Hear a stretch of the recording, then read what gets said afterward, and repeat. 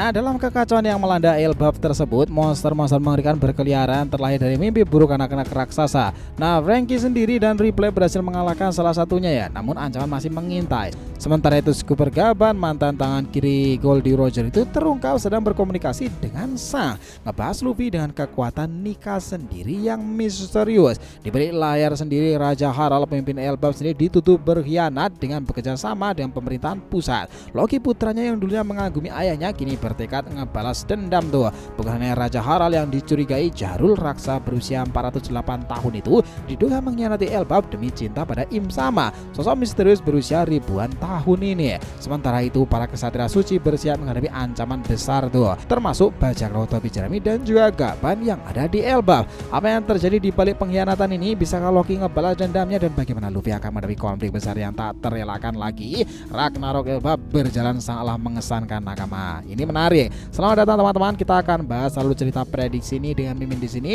Joy Boy The Library of Nika. Let's go, kita mulai ceritanya.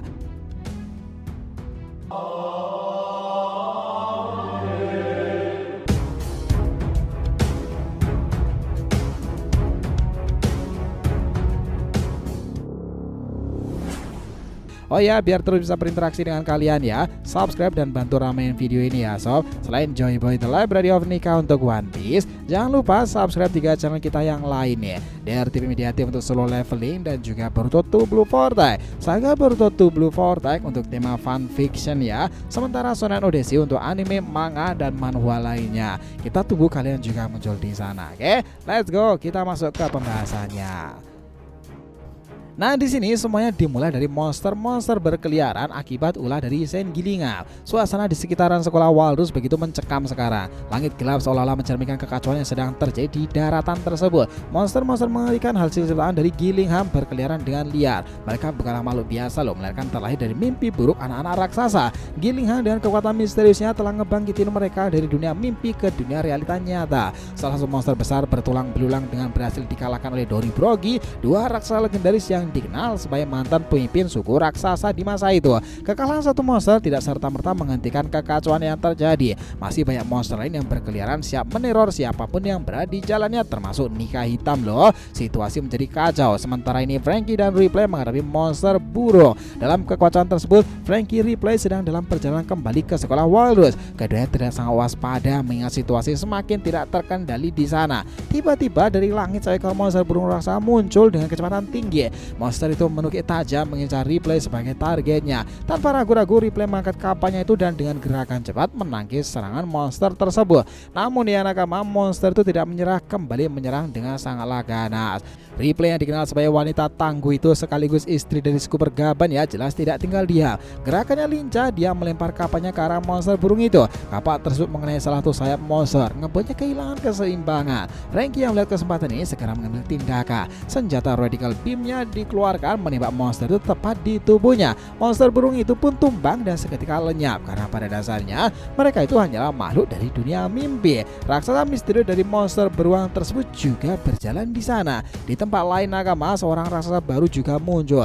Raksasa ini memiliki postur yang lebih tinggi, kekuatannya jauh lebih melebihi prajurit biasa. Dia terlihat sedang berjalan sendirian ya, namun aura kekuatannya begitu besar. Tiba-tiba seekor monster beruang raksasa menghadangnya. Monster itu mengaum sangat keras mencoba menakut-nakuti sang raksasa. Nah, dia tersebut hanya tersenyum dingin di sana. Pertarungan pun tak terhindarkan. Monster beruang itu jauh lebih besar. Raksasa tersebut tidak gentar, dengan gerakan cepat dan pukulan yang tepat dia berhasil mengalahkan monster itu. Pertarungan usai sendiri, raksasa itu langsung menuju sekolahan Walrus. Dia ingin mencari tahu apa yang sebenarnya terjadi di sana. Mengapa monster-monster ini bisa berkeliaran dengan bebas. Nah, sementara Gaban dan Sang sendiri itu yang berkomunikasi melalui Denden Musia tengah membicarakan perbincangan serius. Di suatu tempat yang tenang, Gaban mantan tangan kanan Roger terlihat sedang berbicara melalui Denden Musia. Di ujung lain saluran, suara Sang terdengar jelas. Ternyata Sang dan Gaban sudah saling bertukar kontak sejak Sang mengunjungi Elbaf beberapa waktu lalu. Gaban itu menceritakan pertemuannya dengan Luffy di tempat sana di Elbaf ya, dan bagaimana dia melihat wujud dari Nika. Gaban merasa senang karena akhirnya bisa melihat sosok yang ditunggu-tunggu oleh kru dari Goldie Roger selama ini. Sang pun tersenyum mendengarkan cerita dari Gaban tersebut. Dia bertanya pendapat Gaban tentang Luffy. Lalu ia menjawab bahwa Luffy benar-benar mirip sekali dengan Roger kaptennya dahulu, terutama dalam hal tekad dan keras kepalanya itu. Namun saya mengingatkan bahwa Luffy masih membutuhkan bimbingan untuk memahami kekuatan sejati yang dimilikinya. Di sini Gaban setuju pastinya dong dan berjanji akan ngebantu Luffy jika ada kesempatan. Situasi makin kacau balau. Di markas besar angkatan laut, para admiral pada berangkat nih. Suasana tegang di sana. Akainu, laksamana tertinggi fleet admiral tersebut sedang membagi tugas kepada para admiral lain. Kizaru dikirim ke Karibari untuk menghadapi Crossguild, sementara Fujitora dikirim ke Elbaf untuk menangkap bajak laut topi jerami. Fujitora menerima tugas ini sebagai hukuman karena sebelumnya membiarkan Luffy dan juga kawan-kawannya melarikan diri dari Dressrosa kan. Ryokyugu di sisi lain ditugaskan untuk menghadapi pasukan revolusi. Semuanya dibagi dengan keadaan panik tuh. Kekhawatiran terjadi. Namun kita kembali lagi ke Elbaf ya nakama. Pengkhianatan dan informasi mulai tersebar. Di dunia bawah sendiri, Loki akhirnya menceritakan rahasia besar tentang ayahnya, Raja Harald. Ternyata Raja Harald telah bekerja sama dengan pemerintahan dunia sejak lama. Loki yang merasa sangat kecewa karena dia dulu tuh sangat mengagumi ayahnya itu, kilas balik menunjukkan pertemuan rahasia antara Raja Harald dan seorang kesatria suci. Mereka itu membicarakan kerjasama yang akan menguntungkan kedua belah pihak. Loki yang tanpa sengaja mendengar pembicaraan itu langsung marah dan mengamuk di sana. Semua itu terjadi begitu saja. Sementara itu selain Raja Harald, ada satu lagi sosok yang dicurigai, yakni Jarul. Jarul itu adalah salah satu raksasa Elbaf yang telah mengatakan bahwa dia itu menyukai wanita yang lebih tua darinya kan. Namun kita ingat umur Jarul sendiri itu sudah 408 tahun, sehingga tidak ada wanita di dunia yang lebih tua darinya dong, kecuali siapa? Ya Im Sama. Ada lagi orang selain dia yang dia kini berusia lebih dari 1000-an tahun di eranya. Kecurigaan ini membuat banyak orang berpikir bahwa Jarul mungkin telah mengkhianati Elbaf demi cintanya kepada sang ratu raja dunia itu sendiri kan. Nah di sini ini semuanya menjadi berjalan sangatlah menarik sekarang. Loki akhirnya dibebaskan atas permintaan Luffy. Meski masih terluka, Loki bersikeras untuk ngebalas dendam kepada para kesatria suci yang telah melukainya. Di sini ya Luffy, Zoro, Sanji setuju untuk ngebantunya. Namun Luffy itu mengingatkan Loki untuk tidak melakukan hal-hal yang merugikan. Loki pun menyeringai dan berjanji akan memberikan informasi lebih lanjut tentang Sang kepada Luffy sendiri kan. Apakah semua itu terrealisasi? Ya bisa aja, tapi bisa aja juga dikhianati sih. Kemudian scene berlanjut kepada para kesatria suci yang juga bersiap-siap. Nah di dekat sekolahan Walrus sendiri, para kesatria suci itu mulai waspada ya. Saint Gillingham salah satu dari mereka tuh merasakan kehadiran orang-orang kuat yang mendekat pula. Mereka menyadari bahwa konflik besar akan segera terjadi dan memutuskan untuk memanggil bantuan tambahan dari Marijoa. Konflik ini makin menjadi-jadi so. Nah chapter ini lalu diakhiri dengan suasana tegang ya. Kesatria suci, bajak laut topi jerami, Gaban, Loki dan semuanya itu berada di pertempuran Elbaf. Konflik besar sepertinya tidak bisa dihindari. Apa yang akan terjadi selanjutnya itu adalah sesuatu yang mengesankan. Dengan begitu banyak elemen cerita yang saling terkait, chapter-chapter mendatang semuanya itu akan menjadi pertempuran seru loh di Elbafnya.